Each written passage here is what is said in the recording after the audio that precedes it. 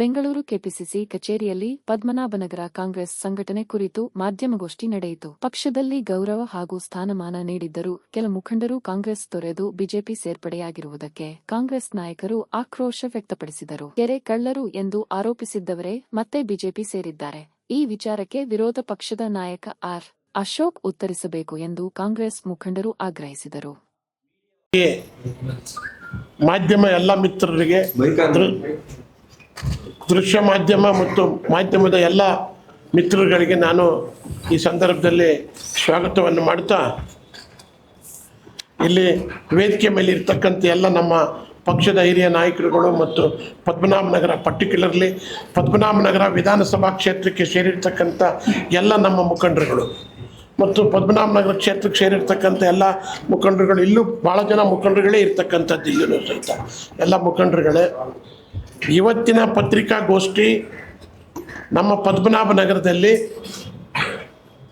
ಇದುವರೆಗೂ ಯಾರು B J ಪಿನಲ್ಲಿ ಕೆಲಸ ಮಾಡ್ತಿದ್ದವರು, ಸರ್ಕಾರ ನಮ್ಮದು ಬರ್ತಾ ಇದೆ, ನಮ್ಮ ಹತ್ರ ಬರ್ಬೋದು ಮಾಡ್ಬೋದು ಅಂಥೇಳಿ ಉದ್ದೇಶ ಇಟ್ಕೊಂಡು ಕಾರ್ಪೊರೇಟ್ರುಗಳು, ಪರ್ಟಿಕ್ಯುಲರ್ ಆಗಿ 3-4 ಜನ ಕಾರ್ಪೊರೇಟ್ರುಗಳು ನಾವು ಪಾರ್ಟಿಗೆ ಸೇರ್ಕೊತೀವಿ ಅಂತೇಳಿ ಸೇರ್ಕೊಂಡು ಇದುವರೆಗೂ ಇದ್ದು ನಮ್ಮ ಪಕ್ಷದ ಸವಲತ್ತುಗಳನ್ನು, ಸರ್ಕಾರ ಏನೇನು ಸವಲತ್ತುಗಳು ಕೊಡಲಿಕ್ಕೆ ಅವಕಾಶ ಇತ್ತು ಅದೆಲ್ಲನೂ ಉಪಯೋಗಿಸ್ಕೊಂಡ್ರು.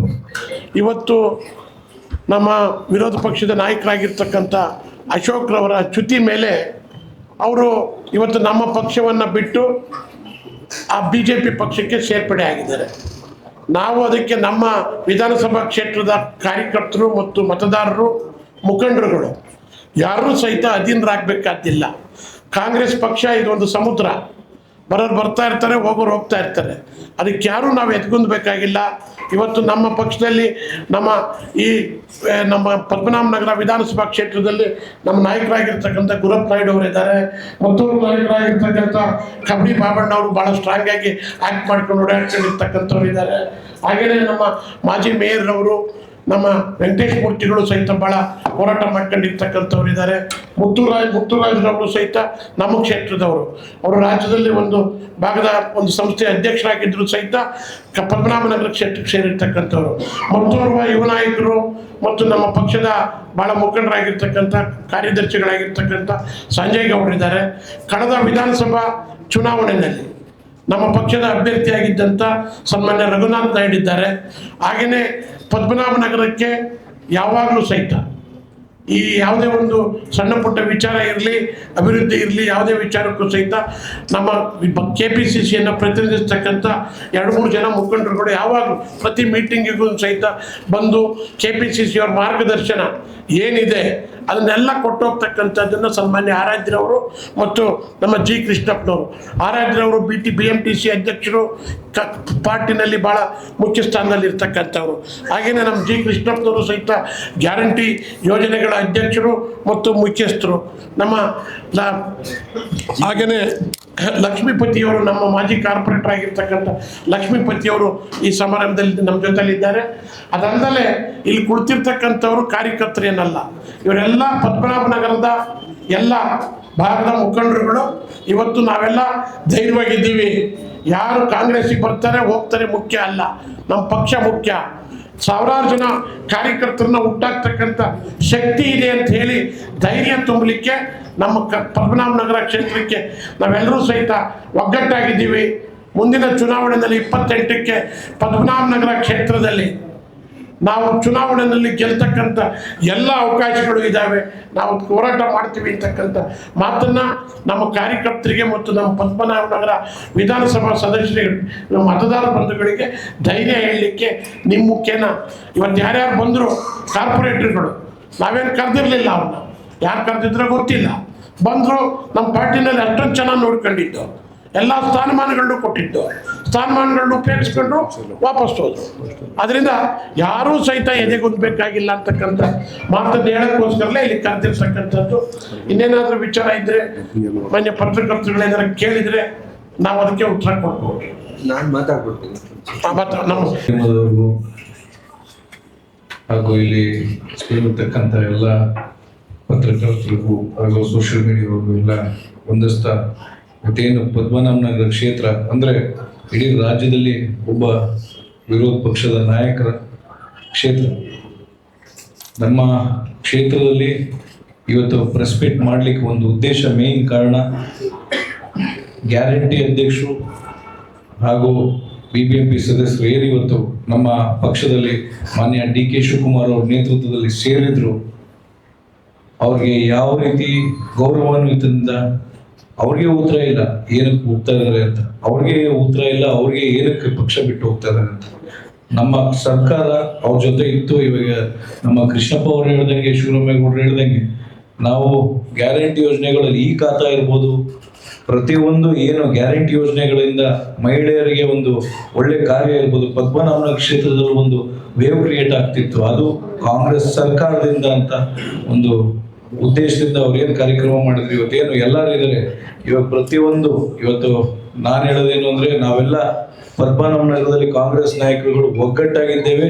ಯಾರು ಯಾವುದೇ ರೀತಿ ಸಮಸ್ಯೆ ಆಗಲಿ ಯೋಚನೆ ಆಗಲಿ ಮಾಡೋ ಅವಶ್ಯಕತೆ ಇಲ್ಲ. 2028ಕ್ಕೆ ಪದ್ಮನಾಭನಗರದಲ್ಲಿ MLA ಕಚೇರಿನ, ಕಾಂಗ್ರೆಸ್ MLA ಕಚೇರಿನ ಉದ್ಘಾಟನೆ ಮಾಡೇ ಮಾಡ್ತೀವಿ ಅಂತ ನಾವೆಲ್ಲ ಒಂದು ನಿರ್ಧಾರದಲ್ಲಿ ಸೇರಿದ್ದೀವಿ ಅಂತ ಇವತ್ತು ನಾವೆಲ್ಲ ಒಗ್ಗಟ್ಟಾಗಿದ್ದೇವೆ. ಅದೇ ರೀತಿ ಇವತ್ತೇನು ಪಕ್ಷದ್ರೋಹ ಮಾಡಿ ಯಾರ್ಯಾರು ಹೋಗಿದ್ದಾರೆ, ನಮ್ಮ KPCC ಅಧ್ಯಕ್ಷರಾಗಿರಲಿ ಹಾಗೂ ನಮ್ಮ ಮಾನ್ಯ ಮುಖ್ಯಮಂತ್ರಿಗಳಾಗಲಿ ಕಠಿಣವಾದ ಕ್ರಮ ತಗೋಬೇಕು. ಯಾರಿಗೆ ನಿಷ್ಠಾವಂತ ಕಾರ್ಯಕರ್ತರಿಗೆ ಒಂದು ಜವಾಬ್ದಾರಿ, ಒಂದು ಸ್ಥಾನ, ಗೌರವಗಳು ಕೊಡಬೇಕು. ಯಾಕೆಂದ್ರೆ ಬೇಸತ್ತಿ ಬಹಳ ಓಡಾಡಿ ಎಲ್ಲಾರ ವಿಚಾರದಲ್ಲೂ ಸಂಘಟನೆ ವಿಚಾರದಲ್ಲಿ ಕೂತಿ ಒಂದು ವಿರೋಧ ಪಕ್ಷದ ನಾಯಕನ ಕ್ಷೇತ್ರದಲ್ಲಿ ನಾವು ಕಾಂಗ್ರೆಸ್ ಬಾವುಟ ಹಾರಿಸಿದ್ರೆ ಇಡೀ ರಾಜ್ಯದಲ್ಲಿ ಒಂದು ಸಂದೇಶ ಹೋಗ್ತದೆ ಅನ್ನೋ ಒಂದು ಉದ್ದೇಶದಲ್ಲಿ ಇವತ್ತು ಏನ್ ಮಾಡ್ತಾ ಇದ್ದಾರೆ. ಇವತ್ತು ನಮ್ಮ ಡಿಫಿಟೆಡ್ ಕ್ಯಾಂಡಿಡೇಟ್ ಇರ್ಬೋದು, ನಮ್ಮ ಸೀನಿಯರ್ ನಾಯಕರು ನಮ್ಮ ಗುರಪ್ಪ ನಾಯ್ಡು ಅವರು ಇರ್ಬೋದು, ಕಬಡ್ಡಿ ಬಾಬಣ್ಣ ಇರ್ಬೋದು, ಅದೇ ವೆಂಕಟೇಶ್ ಮೂರ್ತಿ ಅವರು ಇರ್ಬೋದು, ನಮ್ಮ ಮಾಜಿ ಸಂಸದರು ಶಾಸಕರು ಶಿವರಾಮೇಗೌಡರು ಇರ್ಬೋದು, ನಮ್ಮ ಪ್ರೀತಿ ಆರಾಧ್ಯ ಅವರು, ಯಾಕೆಂದ್ರೆ ನಮ್ಮ ಇನ್ಚಾರ್ಜ್ ಇದ್ದಾರೆ ಅವರು ಎಲ್ಲ ಉದ್ದೇಶಕ್ಕೆ ಏನಕ್ಕೆ ಇವತ್ತು ಸೇರಿದ್ದೀವಿ ಅಂದ್ರೆ, ನಮ್ಮ BJPಯಿಂದ ನಾವು ಕರಿತಾ ಇದೀವಿ, ಇನ್ನೊಂದು ಮಾಡ್ತಾ ಇದೀವಿ, ಎಲ್ಲ ಕಾರ್ಯಕರ್ತರಿಗೆ ಮಿಸ್ಗೈಡ್ ಮಾಡೋರಿಗೆ ಇವತ್ತೊಂದು ಕರೆ ಕೊಡ್ತಾ ಇದ್ದೇನೆ. ದಯವಿಟ್ಟು ಅಂತ ದುಸ್ಸಾಹಸ ಕೈ ಹಾಕಕ್ ಹೋಗ್ಬಿಡಿ. ಕಾಂಗ್ರೆಸ್ ಕಾರ್ಯಕರ್ತರು ಯಾವುದೇ ಆಮಿಷಕ್ಕೂ ಯಾವುದಕ್ಕೂ ಬಗ್ಗಲ್ಲ ಜಗ್ಗಲ್ಲ ಪದ್ಮನಾಭನಗರದಲ್ಲಿ ಅಂತ ಹೇಳ್ತಾ, ಇವತ್ತೇನು ನಾವು ಪ್ರೆಸ್ ಮೀಟ್ ಅಲ್ಲಿ ಒಂದು ಉದ್ದೇಶ, ಮೇನ್ ಉದ್ದೇಶ ಏನಂದ್ರೆ, ಎಲ್ಲರ ಜೊತೆ ಮಾಡಿದಿರ, ನೀವು ಕೆಲಸ ಮಾಡಿದಿರ, ಐ ಅಪ್ರಿಷಿಯೇಟ್ ಯು ಪೀಪಲ್ ಬಂದಿರೋರ್ಗು, ಬಟ್ ಕೆಲಸ ಮಾಡಿ ನಮ್ಮ ಪಕ್ಷದಲ್ಲಿ ಯಾಕೆ ಬಿಟ್ಟು ಹೋದ್ರೆ ಅನ್ನೋ ಕ್ವಶನ್ ಮಾರ್ಕ್ಗೆ ನಮ್ಮ ಕಾರ್ಯಕರ್ತರಲ್ಲಿತ್ತು. ಆ ಉದ್ದೇಶದಲ್ಲಿ ಅವರೆಲ್ಲರ ವಿಚಾರದಲ್ಲೂ ಯಾವುದೇ ವ್ಯಕ್ತಿ ಪೂಜೆ ಮಾಡ್ತಿಲ್ಲ, ಇಲ್ಲಿ ಪಕ್ಷದ ಪೂಜೆ ಮುಖ್ಯ ಅನ್ನೋದು ಒಂದು ಉದ್ದೇಶದಲ್ಲಿ ನಾವು ಈ ಪ್ರೆಸ್ ಮೀಟ್ ಮಾಡ್ತಾ ಇದ್ದೇವೆ. ಅದೇ ರೀತಿ ಮುಂದಿನ ದಿನಗಳಲ್ಲಿ ಯಾರ್ಯಾರು ಬ್ಲಾಕ್ ಪ್ರೆಸಿಡೆಂಟ್ಸ್ ನೇತೃತ್ವಗಳಲ್ಲಿ ಇನ್ನು ಮುಂದೆ ಸಂಘಟನೆಗಳಲ್ಲಾಗ್ಲಿ ಪ್ರತಿಯೊಂದು ಉದ್ದೇಶ ಏನೇ ಸಮಸ್ಯೆಗಳಾಗ್ಲಿ ಸರಿಪಡಿಸ್ಕೊಂಡು ಇನ್ನ ಒಗ್ಗಟ್ಟಾಗಿ ನಾವಾಗ್ಲಿ ಬ್ಲಾಕ್ ಪ್ರೆಸಿಡೆಂಟ್ಸ್ಗಳಾಗ್ಲಿ ಡಿಫಿಟೆಡ್ ಕ್ಯಾಂಡಿಡೇಟ್ ಆಗಲಿ ಎಲ್ಲ ನಾಯಕರಾಗ್ಲಿ ಮುಂದಿನ ದಿನಗಳಲ್ಲಿ ಒಗ್ಗಟ್ಟಾಗಿ ಹೋಗ್ತೇವೆ. ಏನು ಸಮಸ್ಯೆ ಇಲ್ದಿರಂಗೆ ಕಾಂಗ್ರೆಸ್ ಪಕ್ಷ ನಮ್ಮ ಮುಂದೆ ಎಲ್ಲ ಕಾರ್ಯಕರ್ತರಿಗೂ ಒಂದು ಧೈರ್ಯ ತುಂಬಿ ಅವ್ರ ಜೊತೆ ನಿಂತು ಪಕ್ಷ ಸಂಘಟನೆ ಉದ್ದೇಶದಲ್ಲಿ ಜೊತೆ ಇರ್ತೀವಿ ಅಂತ ಈ ಮಾಧ್ಯಮ ಮುಖಾಂತರ ಹೇಳ್ತೀನಿ. ನಮಸ್ಕಾರ. ಬಾಬಣ್ಣ ಅವರು, ಎಂ ಶ್ರೀನಿವಾಸ್ ಅವರು, ಕೌನ್ಸಿಲರ್ಸ್ ಎಲ್ಲರೂ ಬಂದರು. ಎಲ್ಲರೂ ಅವ್ರು ಆದಷ್ಟು ಅವ್ರು ಕೆಲಸ ಮಾಡಿದ್ರು. ಈಗ ಅವರ ಮನಸ್ತಾಪದಿಂದ ನಮ್ಮ ಆಗಿನ ಅಧ್ಯಕ್ಷರು ನಮ್ಮ DK ಶಿವಕುಮಾರ್ ಸಾಹೇಬರು ಅವರಿಗೆಲ್ಲನೂ ಸದುಪಾಯ ಕೊಟ್ಟರು. ಅವರೆಲ್ಲ ಮುಂದಿನ ವಿಧಾನಸಭೆಯಲ್ಲಿ ತಾವೇ ಎಲ್ಲರೂ ನಿಮ್ಮ ನೇತೃತ್ವದಲ್ಲೇ ಎಲೆಕ್ಷನ್ ನಡೀತಿದ್ದ ಅಷ್ಟು ಭರವಸೆ ಕೊಟ್ಟರು. ಅವ್ರಿಗೆ ಆದಷ್ಟು ನಮ್ಮ ಅಧ್ಯಕ್ಷರು ಭಾಳ ಸಪೋರ್ಟ್ ಮಾಡಿದ್ರು. ನಾವು ಅವ್ರಿಗೆಲ್ಲ ಸಪೋರ್ಟ್ ಮಾಡಿದ್ವಿ. ಅವ್ರಿಗೆ ಏನು ಭೇದ ಭಾವ ಇಟ್ಕೊಂಡು ನಮಗೆ ಗೊತ್ತಿಲ್ಲ. ನಾನು ಹೋಗೋಕೆ ಮುಂಚೆ ಪ್ರಮೋದ್ ಶ್ರೀನಿವಾಸ್ ಫೋನ್ ಮಾಡಿ, ಬಾಡಪ್ಪ ಅಧ್ಯಕ್ಷ ನೀವು CM ಇದ್ದಾರೆ ನಿಮ್ಮ ಕಡೆ, ನೀವು ಇಲ್ಲೇ ಪಾರ್ಟಿ ಇಲ್ಲರಿ, ಪಾರ್ಟಿ ಬೆಳೆಸೋಣ, ನೆಕ್ಸ್ಟ್ ಮುಂದಿನ ಸಲ ಇಲ್ಲಿ ಪದ್ಮನಾಭನಗರದಲ್ಲಿ ಕಾಂಗ್ರೆಸ್ ಎಮ್ಮೆಲ್ಲೆನ ನಾವು ತಗೊಂಬರೋಣ. ನಮ್ಮ ಅಧ್ಯಕ್ಷರು ಹಾಗೂ ನಮ್ಮ CM ಅವ್ರು ಯಾರು ಹೇಳ್ತಾರೆ ಅವರೇ ಕ್ಯಾಂಡಿಡೇಟ್ ಆಗ್ತಾರೆ, ನಾವೆಲ್ಲ ಒಟ್ಟಿಗೆ ಕೆಲಸ ಮಾಡ್ಕೊಳ್ತೀವಿ. ನಾನು ಭಾಳ ರಿಕ್ವೆಸ್ಟ್ ಮಾಡ್ಕೊಂಡು ಹೋಗ್ಬೇಕಾದ್ರೆ ಈಗ ಅವ್ರಿಗೆಲ್ಲರೂ ಅವ್ರಿಗೆ ಗ್ಯಾರಂಟಿ ಅಧ್ಯಕ್ಷ ಕೊಟ್ಟರು, BLO ಕೊಟ್ಟರು, ಅವ್ರಿಗೇನೆ ಅಪ್ಪನಿಗೊಂದು ಪೋಸ್ಟು, ಮಗನಿಗೊಂದು ಪೋಸ್ಟು. ಆದರೂ ಯಾರು ಅವ್ರಿಗೇನು ನಮ್ಮ ಪಾರ್ಟಿ ಏನು ತೀರ್ಮಾನ ತಗೊಳ್ತೋ ಯಾರು ಯಾರಿಗೂ ಅಗೇನಿಸ್ಟ್ ಮಾಡಿಲ್ಲ. ಅವರಿಗೆಲ್ಲ ನಾವೆಲ್ಲ ಕೋಆಪ್ರೇಟ್ ಮಾಡಿದ್ವಿ. ಬಾಬಣ್ಣ ಸಮೇತ ಅವ್ರಿಗೆ ಭಾಳ ಕೋಆಪ್ರೇಟ್ ಮಾಡಿದ್ರು.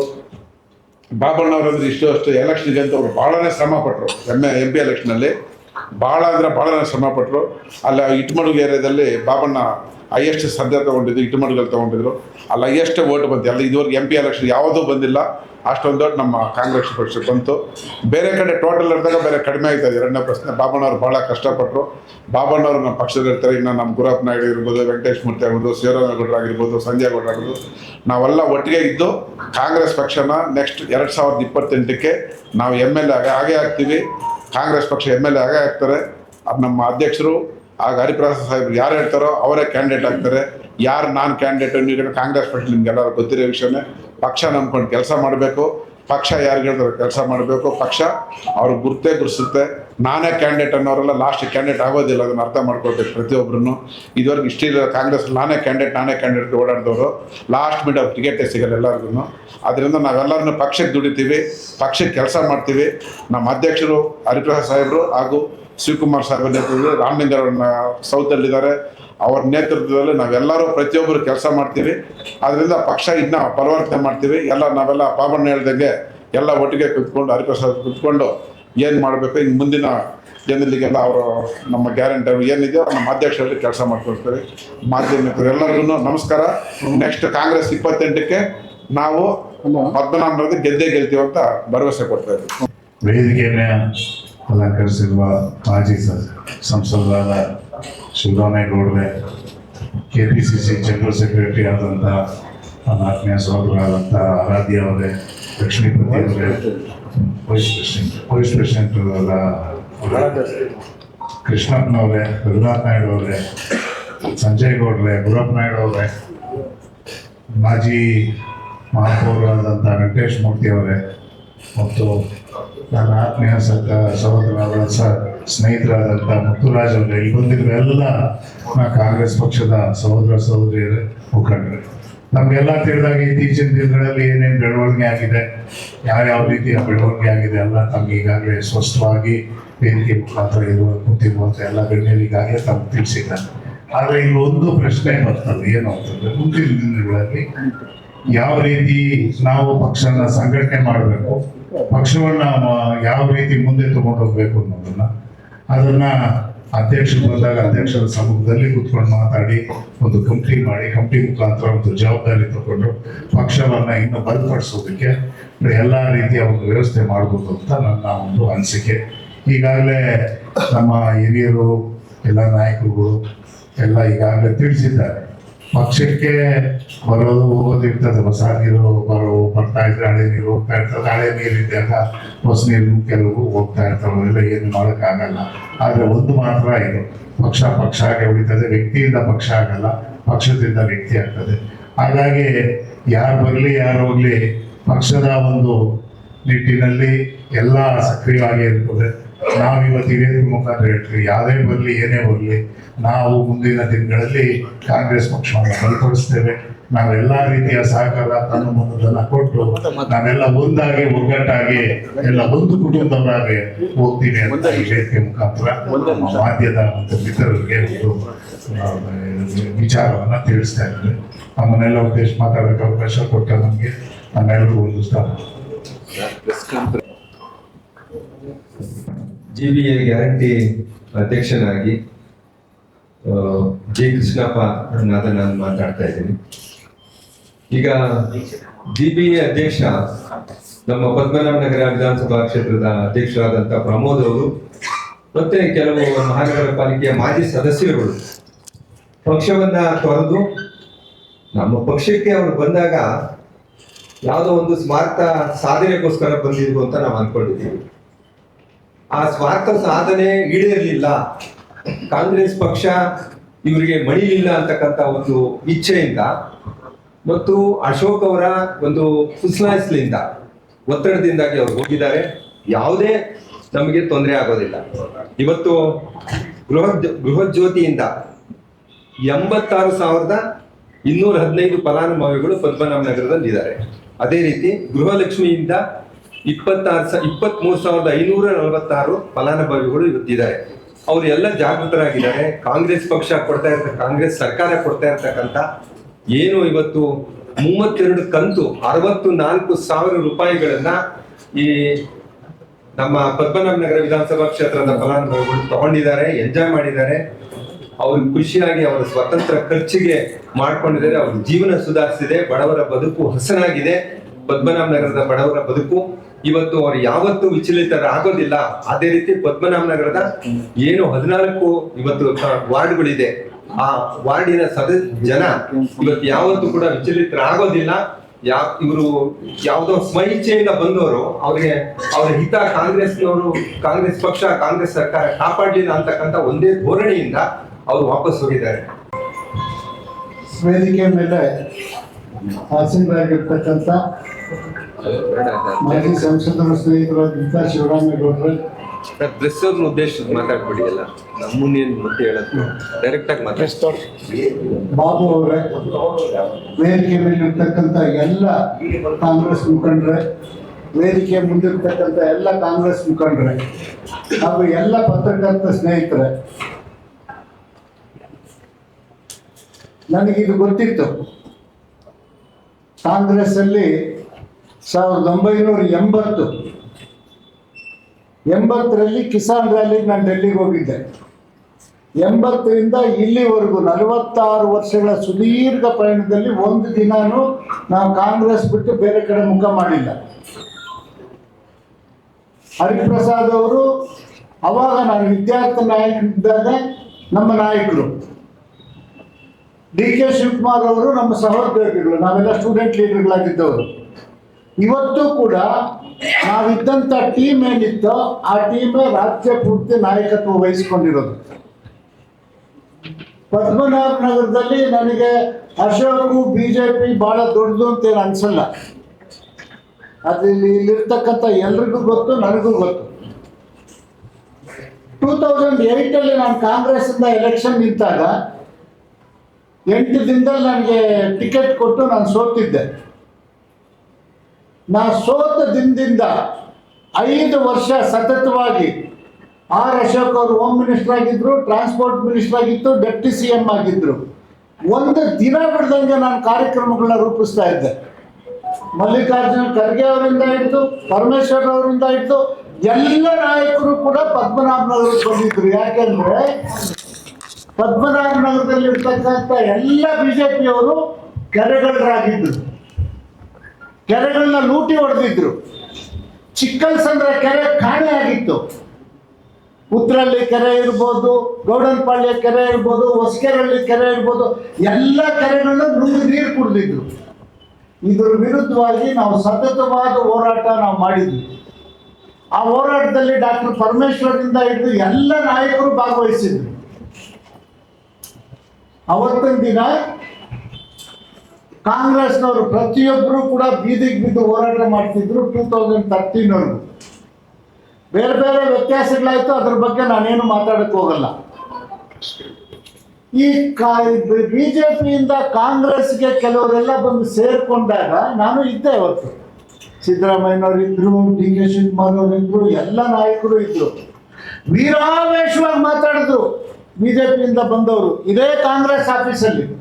ಯಾವ ತರ ವೀರಾವೇಶವಾಗಿ ಮಾತಾಡಿದ್ರೆ ಇಡೀ ಬಿಜೆಪಿನ ನಾವು ಕಂಟ್ರೋಲಿಗೆ ತಗೊಂಡು ಕಾಂಗ್ರೆಸ್ ತಗೊಂಡು ಬರ್ತೀವಿ ಅಂತ ಎಲ್ಲರೂ ನಂಬಿದ್ರು.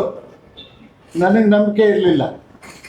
ನನಗೆ ಗೊತ್ತು ಅವ್ರು ಏನಕ್ಕೆ ಬಂದಿದ್ದಾರೆ, ಏನಕ್ಕೆ ಹೋಗ್ತಾರೆ ಅಂತ. ಅವತ್ತಿನ ದಿನ ಆರ್ ಅಶೋಕ್ ಅವರು ಪ್ರೆಸ್ ಕರೆದು ಹೇಳಿದ್ರು, ನೀವೆಲ್ಲ ಪತ್ರಕರ್ತರು ನೋಡಿ ಅವ್ರ ಹೇಳಿಕೆ ಏನಂತ, ಇವತ್ತಿಗೆ ಪದ್ಮನಾಭನಗರ ಪರಿಶುದ್ಧ ಆಯಿತು.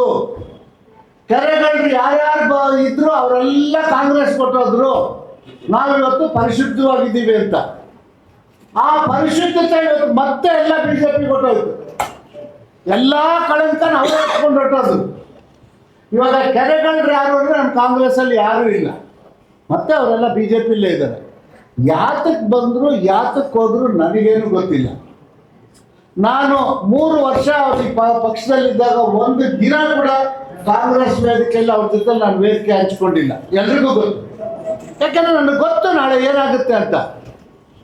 ಇವ್ರು ಯಾರು ಇರೋದಿಲ್ಲ ಎಲೆಕ್ಷನ್ಗೆ ಅಂತ ಅವ್ರು ಸೇರ್ಕೊಳ್ಳೋಕೆ ಮೊದಲೇ ಗೊತ್ತಿತ್ತು. ಆದರೆ ನಮ್ಮ ಮಾತನ್ನು ಯಾರು ಕೇಳಲಿಲ್ಲ.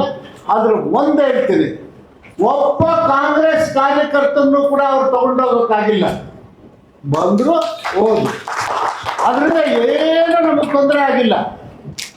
ಕಾಂಗ್ರೆಸ್ ಪಕ್ಷ ಸದೃಢವಾಗಿದೆ. ಯಾವ ಕಾಂಗ್ರೆಸ್ ಕಾರ್ಯಕರ್ತನೂ ಅವ್ರ ಮನೆ ಬಾಗಿಲಿಗೆ ಹೋಗಿಲ್ಲ, ಯಾವ ಕಾಂಗ್ರೆಸ್ ಕಾರ್ಯಕರ್ತನೂ ಅದು. ಆದರೆ ನಮ್ಮಲ್ಲೇ ನಮಗೆ ಮೋಸ ಆಯ್ತು. ಯಾರೋ ಈ ಮಾದೇವನ್ ಅಂತವನಿಗೋ ರಜಾಕ್ ಅಂತವನಿಗೋ ಗ್ಯಾರಂಟಿ ಸಮಿತಿ ಕೊಟ್ಟಿದ್ರೆ ಫಸ್ಟ್ ಕ್ಲಾಸಾಗಿ ಕೆಲಸ ಮಾಡಿರೋರು. BJPಯಿಂದ ಬಂದಿದ್ದ ತಕ್ಷಣ ಅವ್ರಿಗೆ ಕೊಟ್ವಿ, ಎಲ್ಲ ಕೊಟ್ವಿ. ಆದರೆ ಏನಾಯಿತು, ಕಾಂಗ್ರೆಸ್ ಕಾರ್ಯಕರ್ತರಿಗೆ ಅನ್ಯಾಯ ಆಯಿತು. ಅವ್ರಿಗೆ ನ್ಯಾಯ ಸಿಗ್ಲ, ಯಾಕಂದ್ರೆ ಅವ್ರು ಏನು ಅನುಭವಿಸೋಕ್ಕಾಗಿಲ್ಲ. ಏನೋ ಒಂದು ಅಧಿಕಾರ ಅನುಭವಿಸ್ಬೇಕು ಅಂದ್ರೆ ಎಲ್ಲರೂ ಒಟ್ಟಿಗೆ ಕರ್ಕೊಂಡ್ರು ನೋಡಿ. ಯಾರು ಅವ್ರ ಮನೆಗೆ ಹೋಗಿಲ್ಲ, ಏನೂ ಆಗಿಲ್ಲ. ಇವತ್ತಿನ ದಿನ ನನ್ನ ಪ್ರಕಾರ ಕಳಂಕರಹಿತವಾದ ಕಾಂಗ್ರೆಸ್ ಪದ್ಮನಾಭನಗರದಲ್ಲಿದೆ. ಕಳಂಕ ಇಲ್ದವರೆಲ್ಲ ವೇದಿಕೆ ಮೇಲಿದ್ದೀವಿ. ತಿರ್ಗಾ ಹಳೆ ಕೆರೆಗಳ್ರು, ಹಳೆ ಭೂಮಿಗಳ್ರು ಇವರೆಲ್ಲ ಮತ್ತೆ BJPಗೆ ಹೋದ್ರು. ಅಶೋಕ್ ಅವರು ಅದಕ್ಕೆ ಏನು ಉತ್ತರ ಕೊಡ್ತಾರೆ ಕೊಡಬೇಕು.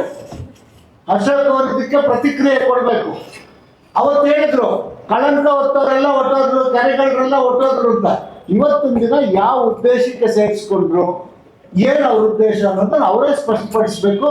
ಕಾಂಗ್ರೆಸ್ ಸದೃಢವಾಗಿಲ್ಲ, ನಾವೆಲ್ಲ ಒಟ್ಟಿಗಿದ್ದೀವಿ, ಕಾಂಗ್ರೆಸ್ ಚೆನ್ನಾಗಿದೆ, ಮುಂದಿನ ಎಲೆಕ್ಷನ್ 100ಕ್ಕೆ 100 ಕಾಂಗ್ರೆಸ್ ಗೆಲ್ತೀವಿ ಅನ್ನೋ ಒಂದು ಮನೋಸ್ಥೈರ್ಯದಿಂದ ಇವತ್ತು ಆಶ್ವಾಸನೆ ಕೊಟ್ಟು ನಾವೆಲ್ಲ ಒಟ್ಟಿಗಿದ್ದೀವಿ. Thank you very much. ಕೊಟ್ಟಾರಲ್ಲ ಅವಕಾಶ ಕರೆದು ಕೊಟ್ಟು ಅವ್ರಿಗೆ ಒಂದು ಅಧ್ಯಕ್ಷ ಕೊಟ್ಟಿದ್ದೀರಾ.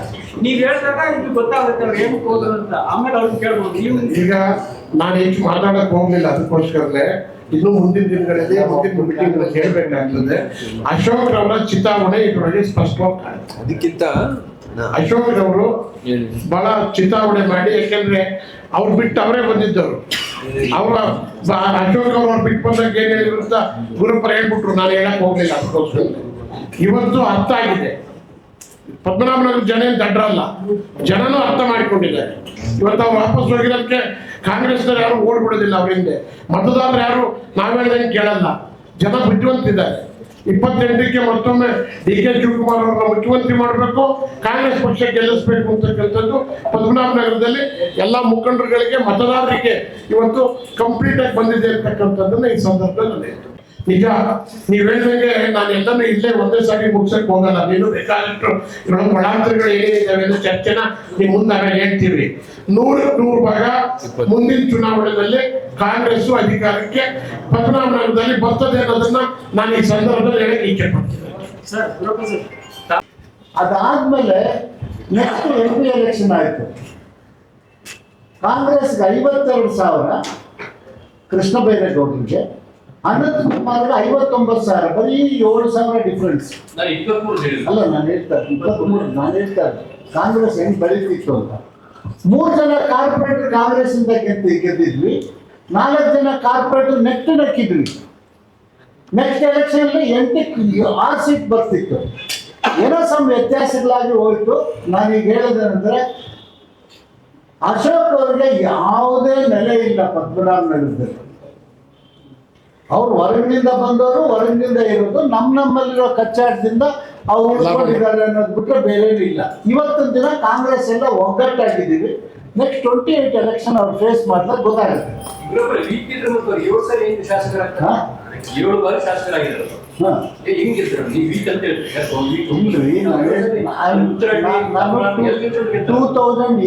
ನಾನು ಮಾತಾಡ್ತಾ ಇದ್ದೀನಿ. ಅದ್ರ ಮೇಲೆ ಅದಕ್ಕೆ ಮೊದಲು ಉತ್ತರಳ್ಳಿ ಯಾರೋ 7 ಕಾನ್ಸ್ಟಿಟ್ಯೂನ್ಸಿ. 2008 ಹೊಸದ ಕಾನ್ಸ್ಟಿಟ್ಯೂನ್ಸಿ ಆಗಿದ್ದಾಗ ನಾನು ಕಾಂಗ್ರೆಸ್ ಇಂದ ಕಬಡ್ಡಿ ಬಾಬು ದಳದಿಂದ ನಾವು ಕಿತ್ತಾಡೋದ್ರ ಮಧ್ಯೆ ಬಂದರು.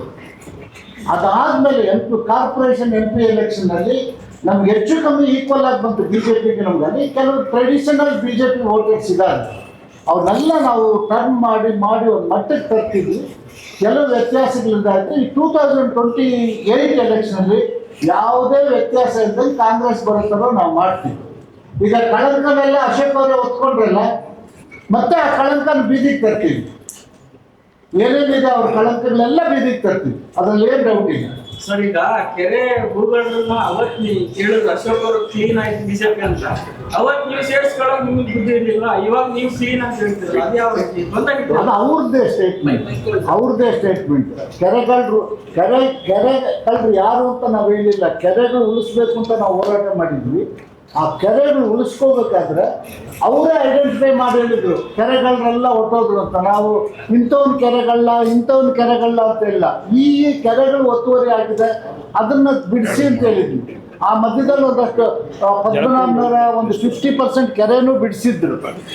ಬಟ್ ಅದನ್ನ ಅಶೋಕ್ ಅವ್ರು ಹೇಳಿದ್ರು ಕೆರೆಗಳನ್ನೆಲ್ಲ ವಾಪಸ್ಸು ಹೊಟ್ಟೋದ್ರು ಅಂತ. ಈಗ ಅವ್ರನ್ನೆಲ್ಲ ಕರ್ಕೊಂಡಿದ್ದನ್ನ ಅವರೇ ಹೇಳ್ಬೇಕು. ಈಗ